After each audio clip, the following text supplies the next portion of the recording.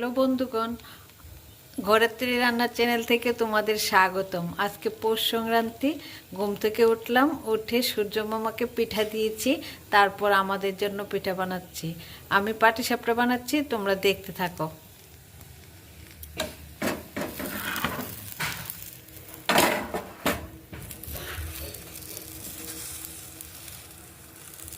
ভিতরে আমি ক্ষীর দিয়েছি আর নলেন গুড় দিয়ে এটাকে দুধ দিয়ে তারপর এটা মাখাটা করেছি।